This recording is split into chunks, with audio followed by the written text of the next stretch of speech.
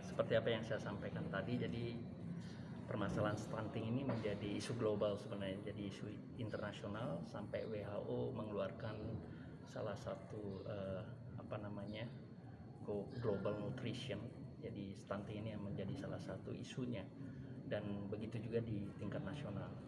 Nah, Undiksa sebagai salah satu institusi akademik dengan tridharmanya, pendidikan dan pengajaran, penelitian dan pengabdian kepada masyarakat, saya kira kita harus berkontribusi untuk bisa menanggulangi stunting, baik itu di Kabupaten Buleleng di mana Undiksa berada, Provinsi Bali maupun Indonesia secara keseluruhan.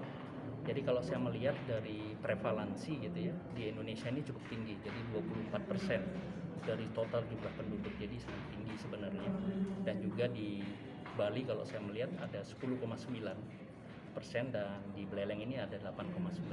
Nah, bagaimana kita bersama-sama ya, saya kira tidak hanya bisa dilakukan oleh BKKBN atau pemerintah, tapi kami di institusi akademik juga harus ikut berkontribusi terkait dengan itu. Salah satu contoh seperti yang saya bilang tadi, bahwa melalui pendidikan dan pengajaran ya, mungkin kami bisa melakukan integrasi, memberikan pengetahuan tentang parenting kepada anak didik kami ya, kemudian mereka bisa lebih mensosialisasikan minimal di sekitarnya kepada keluarga dan lain sebagainya.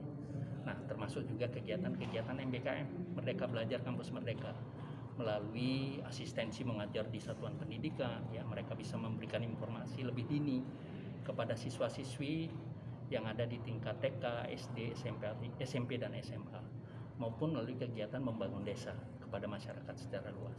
Sehingga kami membuka pintu kepada BKKBN khususnya untuk bersinergi dengan Undiksa melaksanakan itu, baik itu melalui Merdeka Belajar Kampus Merdeka maupun melalui pengabdian kepada masyarakat. Nah, terkait dengan apa yang sudah kita lakukan, jadi di Undiksa ini kami sudah memiliki pusat kajian stunting. Jadi itu adalah salah satu kelompok riset yang bekerja sama antara satu fakultas dengan fakultas lain, yaitu ada Fakultas Kedokteran, Fakultas Pendidikan, dan juga ada Fakultas Teknik dan Kejuruan. Jadi di situ kami sedang melakukan beberapa kegiatan, baik itu dari edukasi, kemudian pengembangan sistemnya nanti untuk kita bisa memiliki data-data akurat ya terkait dengan anak-anak kita yang mengalami stunting, kemudian remaja-remaja yang misalnya berada dalam kondisi yang kritikal yang mungkin harus disasar sebagai target ya untuk kegiatan stunting.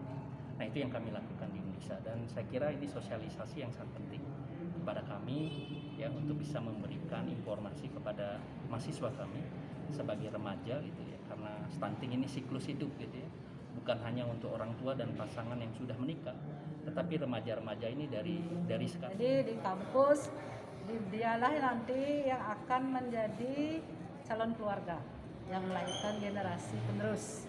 Jadi harus dibekali dari sekarang bagaimana caranya menjadi keluarga yang sehat. Di Bali sendiri berapa angka stuntingnya saat ini? Angka stunting di Bali 24,4%. Ya kalau 24, kalau nasional itu 10,9%, kalau di Bali sekarang menurut SSGI 2021. Yang terbanyak di mana? Yang terbanyak di Karangasem. Ya, 22,3. Upaya pencegahan stunting kita harus bersama-sama berkolaborasi, berkonvergensi semua lintas sektor terkait secara bersama-sama berkelanjutan, mulai dari hulu. Dari hulu itu dari remaja, pasangan usia subur, calon pengantin, kemudian yang jadi hamil, ibu hamil yang sehat, ibu yang melahirkan yang sehat, kemudian anaknya ini 0 sampai 2 tahun, terutama itu di 1000 HPK itu harus kita intervensi, berikan gizi dengan baik, tumbuh kembangnya kita kontrol dan sebagainya, dan sampai umur 5 tahun. Jadi disitulah peranan kita secara bersama-sama, kita intervensi baik faktor spesifik maupun faktor sensitif. Jadi itu harus semua punya tugas dan kita padukan bersama-sama dengan kelembagaan yang sudah dibentuk, tim percepatan penanggulangan stunting mulai dari pusat sampai desa yang sudah kita bentuk. Bu, selain melalui sosialisasi kepada mahasiswa, strategi apa saja yang akan yang optimal untuk dilakukan untuk mengurangi angka stunting, khususnya di Indonesia, khususnya di Bali? Ya, jadi kita di Bali terutama kita advokasi mendekatkan diri kepada yang pertama mulai dari desa, dari Yowana itu, Ketunatuni, kemudian dari adat, MDA itu Majelis Desa Adat dengan perangkatnya sampai ke bawah, Pakis, jadi Satuan Krama Istri Bali, ya, dari PKK lah istilahnya. Jadi kita rangkul semua ke sekolah-sekolah juga, kemudian lewat media sosial kami punya aplikasi juga untuk memantau atau kenal misalnya ada kakak online. Kalau dia mau konseling secara online karena malu datang bisa, kami sudah siapkan juga aplikasinya untuk remaja dengan konselornya juga remaja yang kami sudah latih dan bersertifikat. Jadi medsos juga sangat berperan.